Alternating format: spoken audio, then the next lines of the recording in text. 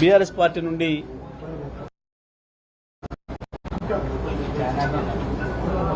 శాసనసభ సభ్యులుగా ఎన్నికై 23 ఎన్నికలు ఆ తర్వాత బీఆర్ఎస్ పార్టీకి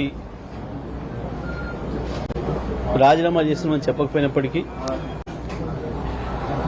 కాంగ్రెస్ పార్టీలో చేరి పార్టీ ఫిరాయించిన 10 మంది శాసనసభ్యులపైన మేము ఏదైతే స్పీకర్ గారు చర్య తీసుకొని వారిని అనర్హులుగా ప్రకటించాలని చెప్పి వారిపైన మేము కంప్లైంట్ చేసినాము. చట్ట ప్రకారం నడుచుకోవాలని చెప్పి మేము ఏదైతే స్పీకర్ గారిని కోరినామో ఆ విషయానికి సంబంధించి స్పీకర్ గారు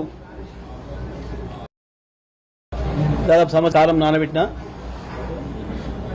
మేము కోర్టుకు వెళ్లి సుప్రీంకోర్టు ద్వారా ఉత్తర్వులు తీసుకుని 3 నెలల లోపు స్పీకర్ గారు దీనిపైన నిర్ణయం చేయాలని చెప్పి సుప్రీంకోర్టు ఏదైతే ఉత్తర్వులు ఇచ్చిందో దానికి లోబడి స్పీకర్ గారు ఈ మధ్యన ఒక 15 రోజుల క్రితం వాళ్ళకి నోటీసులు ఇవ్వడం, దాంట్లో కొంతమంది మళ్ళీ స్పీకర్ గారికి సమాధానం చెప్తూ సరే మేము అమాయకులం, మాకేం తెలియదు అని చెప్పి, మాకు ఇంకా కేసీఆర్ గారి పైన విశ్వాసం ఉంది, బీఆర్ఎస్ పార్టీ పైన నమ్మకం ఉంది అని చెప్పి ఏదైతే సమాధానాలు ఇచ్చిండ్రో దాన్ని మళ్ళీ మాకు స్పీకర్ గారు పంపించి మేము ఎవరైతే పిటిషనర్లు ఉన్నామో మాకు అవి పంపించి దీనికి మీరు ఇంకా ఏమైనా రిజైండర్లు ఉన్నాయా, మీరు గతంలో ఏదైతే కంప్లైంట్ చేసిండ్రో ఈ శాసనసభ్యుల పైన వీరు ఈ రకమైన సమాధానం చెప్పిండ్రు, మాకు మీరు ఇంకేమైనా చెప్తారా దీనిపైన అని చెప్పి వారు ఇచ్చిన సమాధానం కాపీని మాకు పంపిస్తూ 3 రోజులు గడువిస్తూ మీ సమాధానం చెప్పండి, ఇంత మించి గడువు కోరే అవకాశం కూడా లేదు అని కూడా వారు చెప్పాను. సరే సుప్రీంకోర్టు తీర్పు ఇచ్చి 3 నెలలు దాటింది, 3 నెలలు అవుతుంది. వారికి గడువు కూడా చాలా రోజులే ఇచ్చిండ్రు, కానీ మాకు సమాధానం చెప్పడానికి మాత్రం 3 రోజులు గడువు ఇచ్చి 3 రోజులలో చెప్పాల్సిందే అని చెప్పాను. అయినప్పటికీ కూడా మేము 3 రోజులలో స్పీకర్ గారు ఇచ్చిన గడువు లోపే మేము సమాధానం తయారు చేసినాం. మరి నిన్న ఆదివారం కాబట్టి మేము తీసుకోలేము అని చెప్పి వారి సెక్రటేరియట్ చెప్పింది.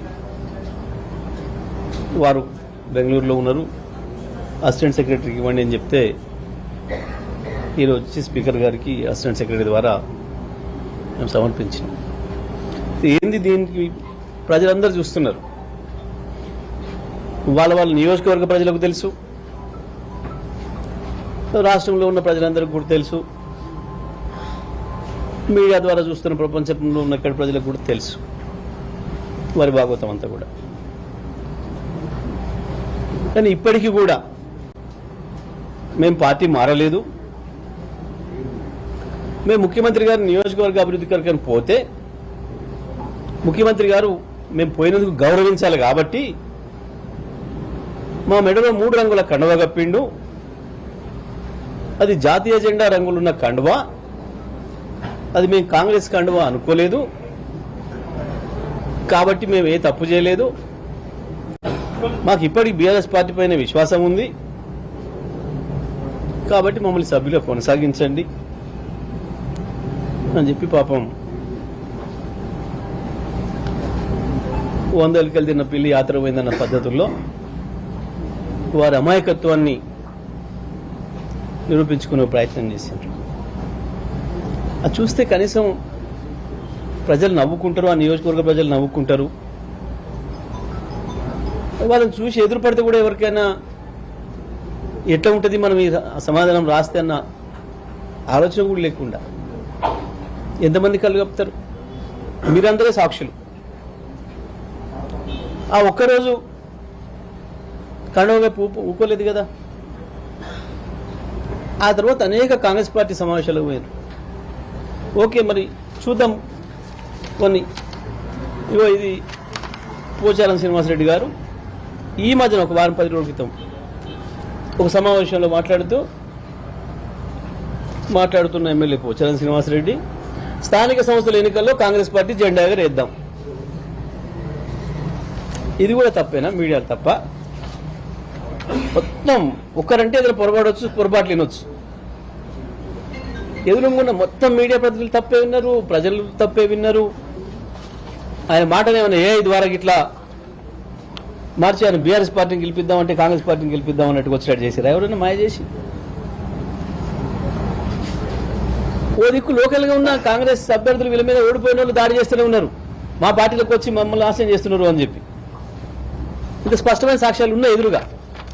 అయినా బుకాయించడం ఓకే. మరి ముఖ్యమంత్రి గారిని వీరింటికి నా నియోజకవర్గంలో సమస్యలు ఉన్నాయని అంటే అయ్యో అట్లనే అన్న నేనే వస్తాను, నేను సమస్యలు తీరుస్తానికి అని చెప్పి వాళ్ళ ఇంటికి పోయిండట.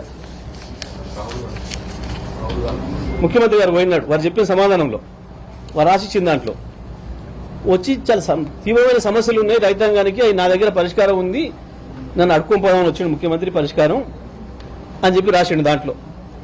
మరి ముఖ్యమంత్రి ఒకే కానీ మరి గీనోర్ రాహుల్ గాంధీ ఎందుకు కలిసిండు? ఏమనాలి దీన్ని? ఏమనుకోవాలి? ఇంత ఇదేంటిది? కాంగ్రెస్ పార్టీ ప్రచారం రథం.